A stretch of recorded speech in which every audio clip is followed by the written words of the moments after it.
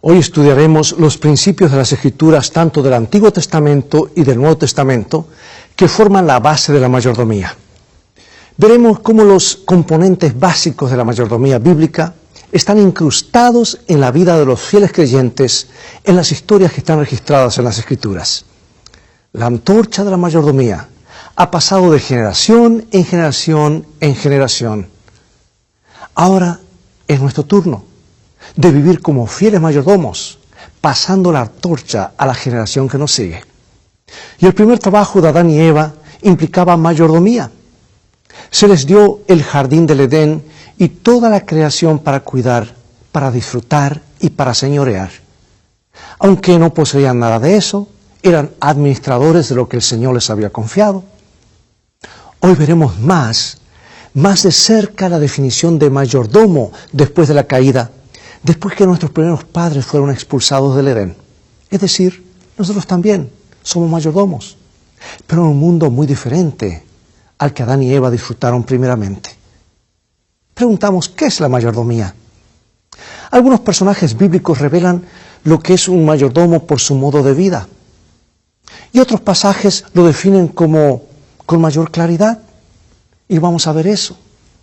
Porque cuando llegamos a ser mayordomos de Dios, cambiamos nuestro enfoque, dejamos de centrarnos en el mundo y sus valores materialistas para centrarnos en el Creador y su misión.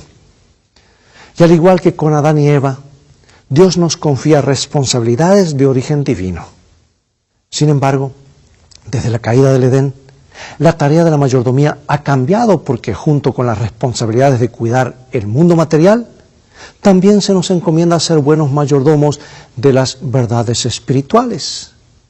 Así que ve por tu Biblia y mantente en sintonía.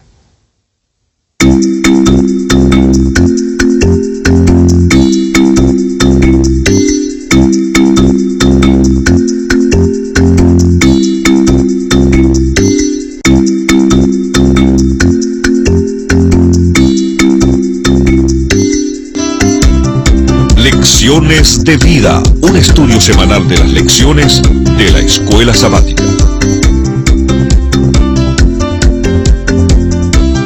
Comencemos nuestro estudio abriendo las Escrituras en el libro primero de Tesalonicenses, capítulo 2, versículo 4. Sino que según fuimos aprobados por Dios para que se nos confiase el Evangelio, así hablamos, no como para agradar a los hombres, sino a Dios, que prueba nuestros corazones. Veamos la mayordomía en el Antiguo Testamento. La palabra mayordomo se traduce solo unas pocas veces en el Antiguo Testamento. En la mayoría de los casos proviene de una frase que hace referencia al que está sobre la casa, el que está a cargo del funcionamiento de una casa, es decir, un mayordomo. Y los mayordomos tenían la responsabilidad de administrar los asuntos domésticos y las posesiones de sus amos, y hacer todo lo que se les pidiera. La definición de mayordomo en el Antiguo Testamento se puede descubrir identificando sus características. Por ejemplo, los mayordomos no se pueden separar de su mayordomía porque ésta revela su identidad. Y en el Antiguo Testamento se declara algunas características de un mayordomo. En primer lugar, la suya era una posición de gran responsabilidad. Los mayordomos se elegían por sus habilidades y recibían el respeto y la confianza de sus amos por hacer el trabajo bien hecho. En segundo lugar, los mayordomos sabían que lo que se había confiado pertenecía a su amo. Y esta es la principal diferencia. Los mayordomos saben cuál es su lugar, es decir, no son dueños. En tercer lugar, cuando los mayordomos tomaban para uso propio lo que se les había confiado, la relación de confianza entre ellos y su amo se dañaba y los mayordomos eran despedidos. Veamos durante el reinado de Ezequías, por ejemplo, Sebna fue nombrado mayordomo al igual que el tesorero, como tesorero, mejor dicho. Ambos puestos de autoridad muy importantes. Pero ¿qué sucedió? ¿Qué le sucedió como resultado de abusar de su cargo? Vamos a ver en Isaías 22, 14 al 18. Esto fue revelado a mis oídos de parte de Jehová de los ejércitos. que este pecado no os será perdonado hasta que muráis, dice el Señor. Jehová, Dios de los ejércitos, es el que lo dice, ¿verdad? Jehová de los ejércitos dice así: ve, entra a este tesorero, a Sebna el mayordomo, y dile: ¿qué tienes tú aquí? ¿O quién tienes aquí? ¿O a quién tienes aquí? Que labraste aquí sepulcro para ti, como el que en el lugar alto labra su sepultura, o el que esculpe para sí morada en una peña. He aquí que Jehová te transportará en duro cautiverio, y de cierto te cubrirá el rostro. Te echará a rodar con ímpetu como a bola por tierra extensa. Allá morirás, y allá estarán los carros de tu gloria, oh vergüenza de la casa de tu Señor. Palabras duras. Pero eso me recuerda a otra cita de Elena de White en Testimonios para la Iglesia, volumen 9. Ella dice en la página 198, un mayordomo se identifica con su Señor. Al aceptar sus responsabilidades debe actuar en lugar de su Señor y hacer lo que haría su Señor si estuviera a cargo de la situación. Los intereses de su Señor se convierten en los suyos. La posición de un mayordomo está revestida de dignidad porque su Señor confía en él. Si en alguna cosa actúa egoístamente y se aprovecha de las ventajas obtenidas al negociar con los recursos de su Señor, ha pervertido la confianza con que se lo ha investido. Y esto es serio, amigos. ¿Cuántas cosas nos presta Dios y a veces las tomamos para nosotros, no es cierto? Por eso la pregunta que debemos formularnos es: ¿de qué modo podemos aprender mejor el importante concepto de que, en realidad, somos mayordomos de lo que poseemos en esta vida? ¿Y en qué sentido reconocer esto debe afectar todo lo que hacemos? Las dos palabras básicas para mayordomo en el Nuevo Testamento son epitropos, que aparece 3 veces, y oikonomos, que se presenta 10 veces. Ambas palabras describen puestos que incorporan responsabilidades administrativas que el propietario, el dueño, le confía al mayordomo. O sea que tanto en el Antiguo Testamento como en el Nuevo, los mayordomos se definen por lo que hacen. El Nuevo Testamento describe específicamente al mayordomo en términos de rendición de cuentas y expectativas. Sin embargo, en el Antiguo Testamento, allí se enfoca más en declarar el dominio de Dios que en definirnos directamente como sus mayordomos. Por ende, si bien el concepto de mayordomos es muy similar en ambos testamentos, el Nuevo expande el concepto más allá de la administración doméstica. Miren, por ejemplo, la parábola del mayordomo infiel. Jesús amplía la definición, porque la lección va más allá de un mayordomo que escapa de un desastre administrativo. También se aplica a quienes escapan del desastre espiritual mediante una sabia manifestación de fe. Porque un mayordomo sabio se preparará para después del regreso de Jesús, más allá del aquí y el ahora. Veamos qué nos dicen estos versículos, estos textos acerca de los mayordomos y la mayordomía. Comencemos con 1 Corintios 4. Así pues, téngannos los hombres por servidores de Cristo y administradores de los misterios de Dios. Ahora bien, se requiere de los administradores que cada uno sea hallado fiel. Tito 1:7. Porque es necesario que el obispo sea irreprensible como administrador de Dios, no soberbio, no iracundo, no dado al vino, no pendenciero, no codicioso de ganancias deshonestas. El apóstol Pedro en su primera carta nos dice, capítulo 4, versículo 10, lo siguiente: cada uno, según el don que ha recibido, ministrelo a otros como buenos administradores de la multiforme gracia de Dios. Por eso debemos preguntarnos con frecuencia: ¿he de abrir mi corazón al Espíritu Santo a fin de que despierte cada una de mis facultades y energías que Dios me ha confiado? ¿Pertenezco a Cristo y estoy ocupado en su servicio? ¿Soy un dispensador de su gracia?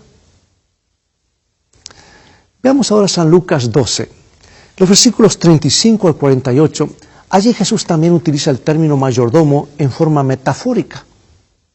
Dice que el mayordomo sabio está listo para el regreso del Hijo del Hombre y describe al mayordomo infiel como alguien que ha dejado de preocuparse porque el amo demoró su regreso. El mayordomo infiel se ha convertido en un tirano y se ha vuelto abusivo con los que le rodean. Ya no es un modelo de buenas obras ni un administrador de la gracia. Porque cuando aceptamos a Cristo, amigos, somos mayordomos llamados a administrar los recursos de Dios. Más aún, debemos administrar las realidades espirituales de la vida cristiana en preparación para el cielo. Y especialmente como adventistas del séptimo día, que a menudo luchamos contra la sensación de la demora, ¿por qué crees que debemos ser especialmente cuidadosos para no caer en este engaño? Lucas 12:45. Mas si aquel siervo dijera en su corazón, mi señor se tarda en venir, y comenzare a golpear a los criados y a las criadas, y a comer y beber y embriagarse. Ahora, profundicemos un poquito más sobre los principios de la mayordomía y lo que Jesús quiso decir en estos versículos. Veamos. Hay varios versículos que hacen un nexo entre la mayordomía y los misterios de Dios.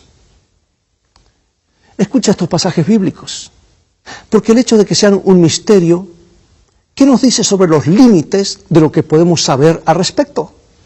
Colosenses 2 y 3.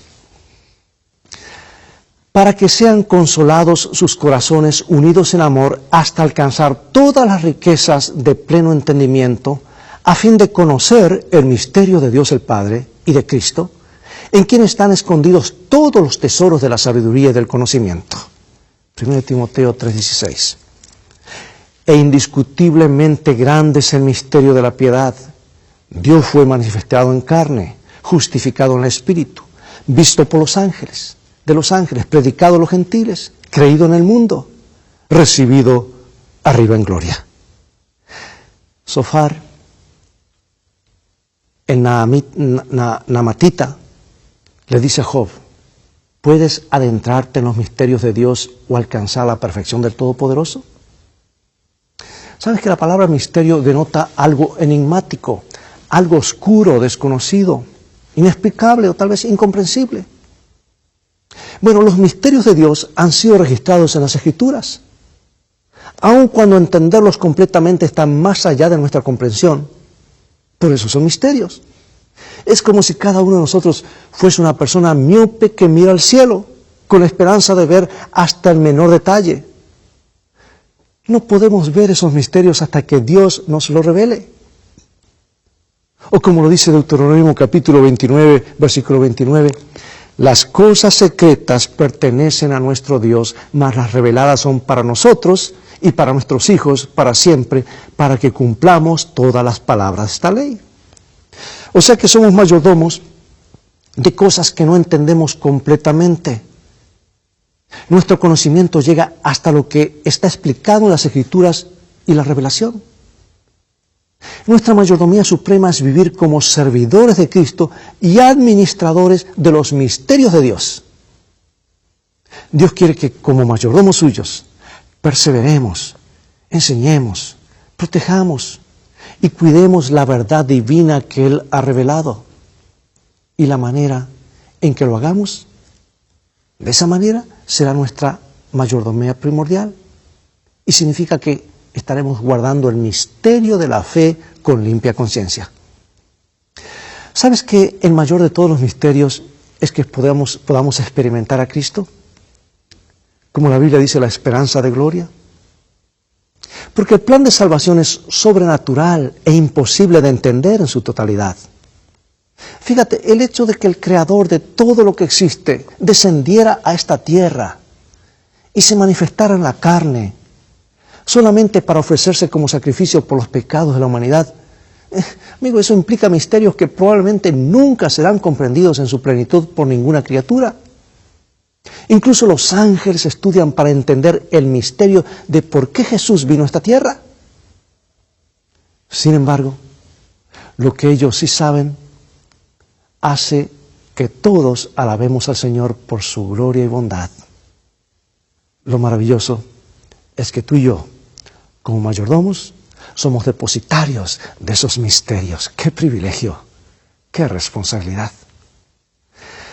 Cuando pensamos en mayordomía, pensamos en cosas tangibles, y con razón. Pero, como acabamos de ver, la mayordomía va más allá de eso, amigo y amiga.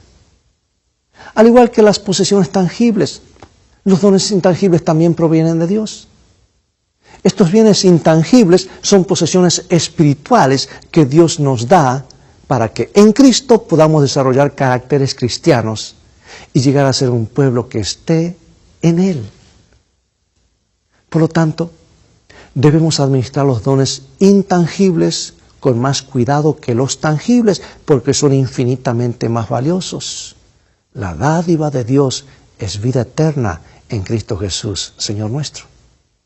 El mundo y todo lo que ofrece no nos puede brindar la redención que tenemos en Cristo. Porque la redención es un don que Dios da, es nuestra posesión más valiosa. ¿Has captado esto? Porque tener la realidad de la redención siempre ante nosotros nos ayuda a mantener en perspectiva nuestra mayordomía de las posesiones que Dios también nos ha dado. Y nuevamente otro párrafo de Elena de White, esta vez en el libro de Educación, página 101. Solo se puede leer debidamente la enseñanza de la naturaleza a la luz que procede del Calvario. Hágase ver por medio de la historia de Belén y de la cruz cuán bueno es vencer el mal y cómo constituye un don de la redención cada bendición que recibimos. Amigos, la redención es nuestra solo porque Jesús pagó el precio final. Y Pablo dice claramente, en Él tenemos la redención mediante su sangre, el perdón de nuestros pecados conforme a las riquezas de su gracia. Bueno, y aquí la palabra tenemos que él menciona significa que tenemos redención. Es nuestra, pero solo porque Dios nos la ha dado. Cuán importante entonces es que persistamos con toda la armadura de Dios para que el maligno no venga a quitárnosla. Efesios 6, 13 en adelante. Por tanto, tomad toda la armadura de Dios para que podáis resistir en el día malo. Y habiendo acabado todo, estar firmes. Estad pues firmes, ceñidos vuestros lomos con la verdad y vestidos con la coraza de justicia, dice el apóstol. Y calzados los pies con el apresto del evangelio de paz. Y sobre todo, tomad el escudo de la fe con que podáis apagar todos los dardos de fuego del maligno. Y tomad el yelmo de la salvación y la espada del Espíritu, que es ¿qué cosa? Que es la palabra de Dios.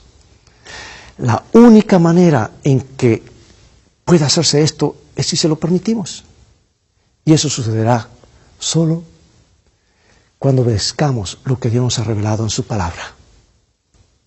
Nuestra mayor protección es obedecer por la fe la luz que nos ha sido dada. Esa es nuestra protección. Por eso la pregunta, ¿de qué modo ponemos la armadura de Dios? ¿Cómo nos la ponemos? ¿Y en qué sentido somos mayordomos de todo lo que se nos ha dado y de toda esa armadura?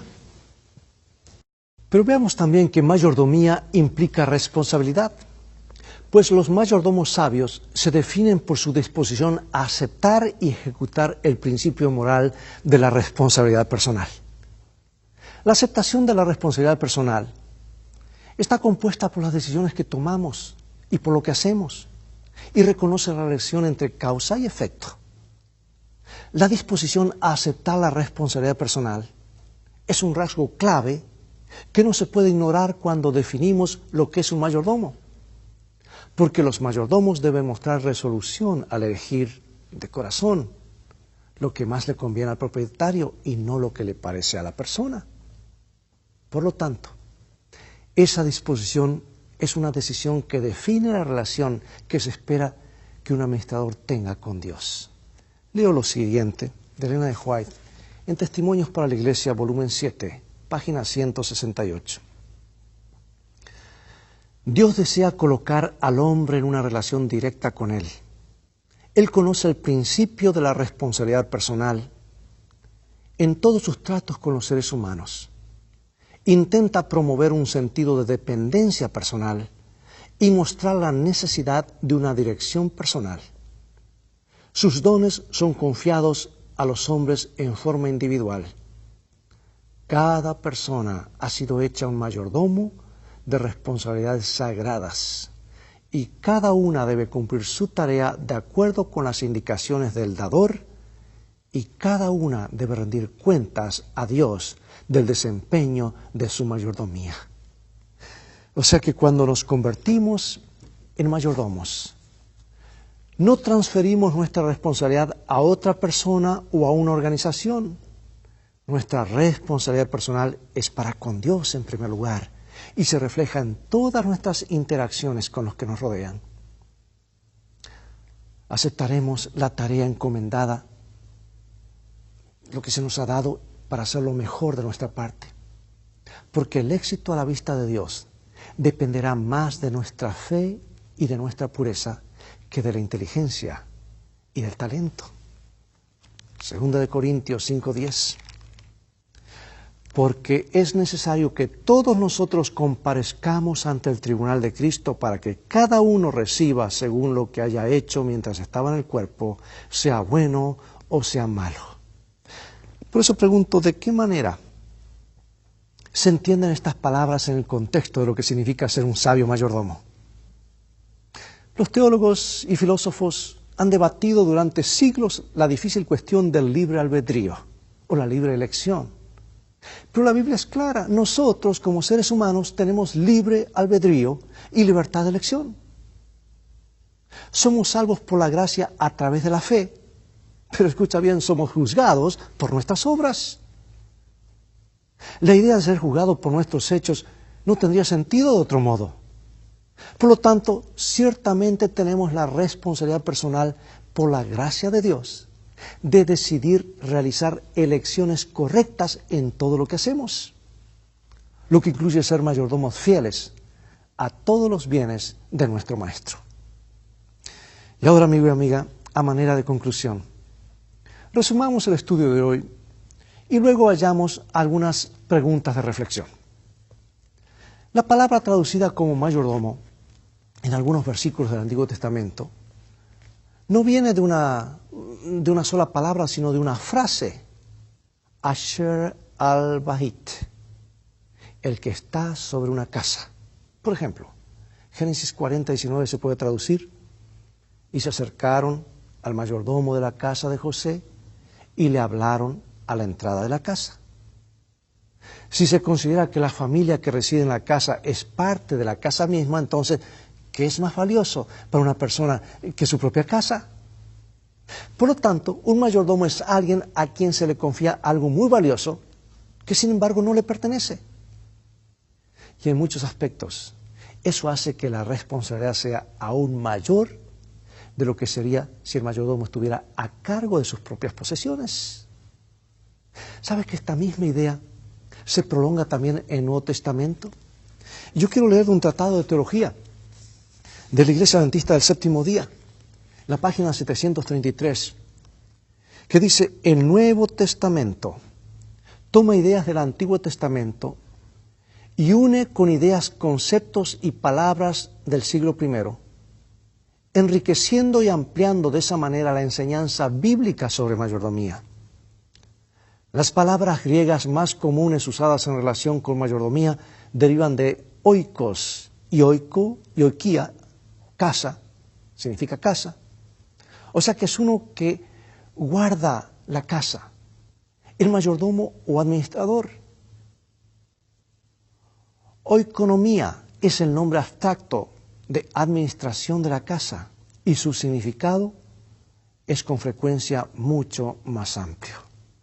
Bueno, hemos de terminar diciendo que en lugar de asumir la responsabilidad de comer del fruto prohibido, ¿qué le dijo Adán a Dios cuando éste le preguntó qué había hecho? Qué interesante que una de las primeras respuestas humanas provocadas por el pecado sea tratar de echarle la culpa al otro. ¿Te suena común eso? Oh, yo no fui. O como dicen en algunos términos, tirar la piedra y esconder la mano.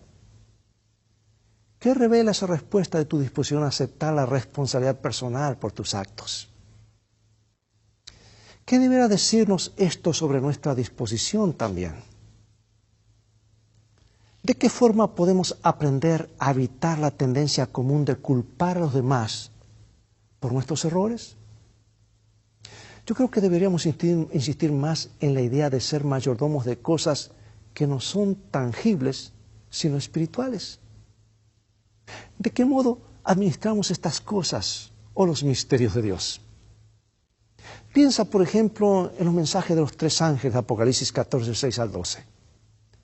¿Qué verdades importantes se expresan allí sobre que se nos ha dado esta responsabilidad de ser mayordomos y presentarla al mundo, estos misterios de Dios?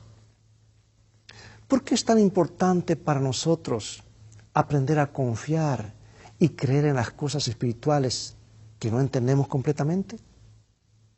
Después de todo, ¿con qué costumbres mundanas hacemos todo el tiempo? ¿Estamos haciendo eso? Amigo y amiga, Dios nos ayude a ser verdaderos mayordomos de la gracia de Dios, tanto de los misterios de su gracia como de las cosas tangibles. Y mi énfasis es, seamos fieles mayordomos de las cosas intangibles y de este precioso mensaje que se nos ha dado. Prediquemos todo el mensaje, a tiempo y fuera de tiempo, porque si no damos todo el mensaje que Jesús dijo, enseñándoles que guarden todas las cosas que os he mandado, eso es un acto de rebelión, de falta de mayordomía, y seremos responsables por eso. ¿Sabes? Ser mayordomo implica ser responsable de lo que el amo y el maestro nos ha dicho. Si no lo hacemos, eso se llama, en el caso de los pastores, mala praxis pastoral.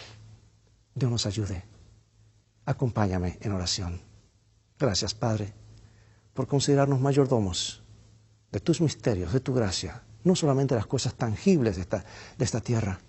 Ayúdanos a ser fieles mayordomos para que podamos reflejar lo que tú eres y la forma como administras el universo. Bendícenos en el nombre de Jesús. Amén.